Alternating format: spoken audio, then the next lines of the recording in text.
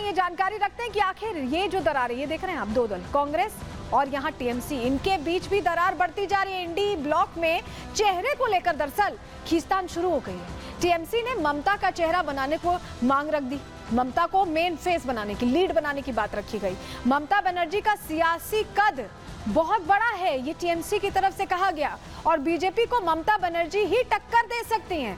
यानी ये फोरकास्ट कर दिया गया, ये भविष्यवाणी कर दी गई कि ममता बनर्जी के अंदर वो काबिलियत है। टीएमसी को कांग्रेस का नेतृत्व कबूल नहीं है, ये समझ में आ रहा है। ये भी आपको जानकारी दें कि कांग्रेस सांसद ने टीएमसी की मांग का विरोध भी कर दिया है। लेकिन आप ये समझिए, जो मांग हुई है उससे पहले, संसद के सत्र से विरोध करने से पहले, जब कांग्रेस ने मल्लिकार्जुन खड़गे ने बुलाया था तमाम चेहरों को चर्चा करने के लिए, बैठक बुलाई थी इंडी ब्लॉक की, तो टीएमसी उस बैठक में भी नहीं पहुंची थी। और अब तो लीड को लेकर बात हो गई। कीर्ति आजाद ने दरअसल ये बात शुरू की है। कहा क्या है कीर्ति आजाद ने, पहले वो सुनवा रहे हैं आपको। ममता दीदी सबको साथ लेके चलने वालों में से हैं। वह पूरा समय देकर, तैयारी कर उसके बाद ही लोगों को बुलाती हैं। कई बार इमरजेंसी मीटिंग होती है, लेकिन ऐसी परिस्थितियां भी होती हैं जब आप अच्छे से अपने सभी लोगों को सम्मान के साथ बुलाते हैं, अपने घटक दलों को, और उनके साथ वार्ता करते हैं।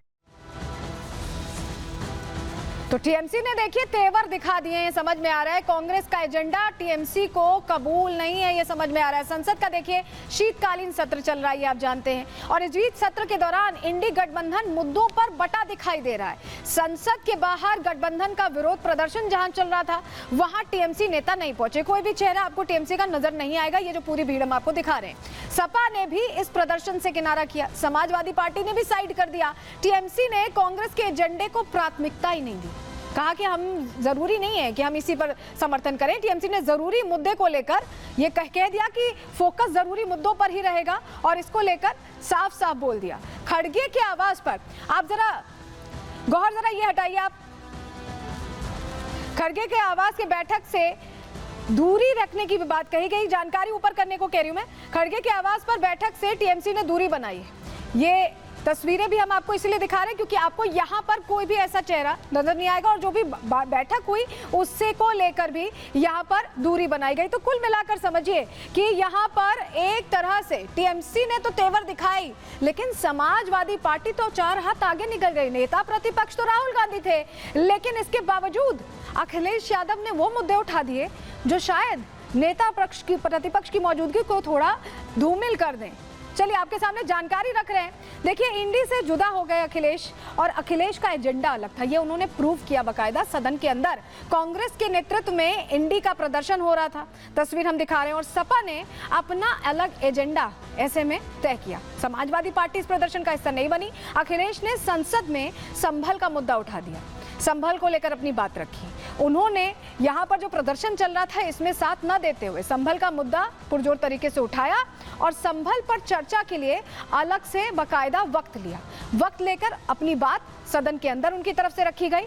अखिलेश दिल्ली से ऐसा लग रहा है कि लखनऊ की राजनीति कर रहे हैं, और बड़ी बात यह है कि मुस्लिम वोट बैंक को साधने में अखिलेश जुटते दिखाई दिए। आपको याद होगा कैसे सपा के तमाम नेता लखनऊ से संभल जाने की भी बात कर रहे थे, और अखिलेश 2027 के लिए एक तरह से देखें, ये जो स्टेप था उनका सदन के अंदर ये बात रखना, 2027 के लिए रणनीति बनाते यहाँ पर अखिलेश दिखाई दे रहे हैं, समझ में आ रहे हैं। और यहाँ थोड़े पिछड़ते दिखाई दे रहे हैं राहुल गांधी, लेकिन राहुल गांधी थोड़ा देर से जागे। जरा तस्वीर आपको दिखाते हैं, क्योंकि आज राहुल गांधी संभल भागने के लिए निकल गए, संभल जाने की बात उन्होंने कह दी। जरा तस्वीर आपके सामने रख रहे हैं, राहुल कैसे निकले हैं ये आप तस्वीर में देख पा रहे हैं। पूरा काफिला उनका निकला, और 2 घंटे तक पहुंचना तो था नहीं, जाने किसी को देना था नहीं, क्योंकि प्रशासन ने पहले ही कहा है कि 10 तारीख तक कोई नेता ना पहुंचे। तो ऐसे में 2 घंटे तक ये ड्रामा चलता रहा, और राहुल का एक तरह से यू टर्न दिखाई दिया, क्योंकि उन्हें वापस लौटना पड़ा। देखिए, देर से पहुंचे, देर से उन्हें समझ में आया कि उन्हें संभल का रुख करना चाहिए, और ये जो तस्वीर आप देख रहे हैं वो निकल गए। चुनाव हारने के बाद राहुल ऐसा लगा कि पुराने मुद्दों में उलझ गए, उससे पार नहीं पा रहे हैं। संसद में संभल का मुद्दा उठाकर एक तरह से अखिलेश ने तो लीड ले ली, राहुल पिछड़ते दिखाई दिए। राहुल को उत्तर प्रदेश की राजनीति की शायद इसके बाद याद आई, जब अखिलेश ने सदन में कहा उसके बाद याद आई। 2027 के लिए मुस्लिम वोट बैंक पर कांग्रेस की भी नजर है, लेकिन लीड तो अखिलेश ने ले ली थी। ऐसे में सारे मुद्दे छोड़कर संभल की ओर उन्होंने भी दौड़ लगाई। संविधान की किताब लिए हुए इस तस्वीर में आप देख रहे हैं, लेकिन प्रशासनिक अधिकारियों ने ही ऐसा कहा है कि 10 तारीख तक नहीं आना है किसी नेता को, लेकिन इसके बावजूद राहुल निकल पड़े। गाजीपुर बॉर्डर पर राहुल के काफिले को रोक दिया गया और काफी देर तक 2-2.5 घंटे तक गाजीपुर बॉर्डर पर यह ड्रामा चलता रहा, सियासी ड्रामा चलता रहा और आखिरकार 2 घंटे बाद राहुल और प्रियंका वापस दिल्ली लौट गए, दिल्ली रवाना हुए। तो ये तस्वीर वही उसी वक्त की हम आपको दिखा रहे हैं, गाजीपुर बॉर्डर की, जब उन्हें रोका गया। देखिए, कुल मिलाकर निकले तो सही, लेकिन अब राहुल के दौरे पर चुटकी ले रही है बीजेपी कि देर से ही जागती है कांग्रेस और फायदा देखते ही संविधान की किताब लेकर तो निकलते हैं, लेकिन प्रशासनिक आदेशों का भी पालन नहीं करते हैं। सुनिए जरा। सहयोगी दलों की साथ में लेने की असफलता के बाद आज राहुल गांधी जी उस विवशता में एक रस्म अदायगी करने के लिए संभल में जाने का प्रयास करते नजर आए। शायद कांग्रेस को लगा होगा कि सपा ने हमसे ज्यादा माइलेज ले लिया है, तो कांग्रेस को लगा होगा हम तो बड़ी पार्टी हैं, हमारे पास बड़े बड़े कई नेता हैं, हम अगर कोई ऐसा कार्य करें जिसमें बेहतर फोटो आप दिखेगा तो मीडिया माइलेज हम ज्यादा ले सकते हैं। ये राहुल गांधी नौटंकीबाज हैं, नौटंकी करने गए थे और उनको मालूम अगर एलओपी हो करके अगर कोई कानून को तोड़े, कहीं 144 लगा रहे और कहे मैं जाऊंगा एलओपी, तो क्या होगा? ये नौटंकी करने गए थे, पॉलिटिकल नौटंकी था और दुर्भाग्य है इस देश का कि एलओपी कानून को तोड़ना चाहता है। राहुल गांधी कह रहे हैं कुछ छुपा रहे वहाँ पे, इसीलिए हमको जाने नहीं दे। हाँ, वो लगता है खोजी पत्रकार है। और चलिए जरा ये तस्वीर आप देख लीजिए। इस तस्वीर को देखकर आप पूरी कहानी समझ जाएंगे। देखिए, हाथ में आप देखें अगर राहुल गांधी के, तो आप संविधान की वो किताब देख रहे हैं जो राहुल मौके मौके पर दिखाते रहते हैं, लेकिन इस बीच उनकी तरफ से ये किताब दिखाकर सड़क पर जाम लगा दिया गया। एक प्रशासनिक आदेश है कि 10 तारीख तक कोई नेता नहीं पहुंचेगा, उस आदेश का भी पालन नहीं किया गया। और दूसरी तस्वीर जो हम यहाँ आपको दिखा रहे हैं वो इसलिए दिखा रहे हैं कि आप समझिए कि सड़क पर लोग किस कदर परेशान थे। लंबा जाम पूरे रास्ते पर लगा दिखाई दिया।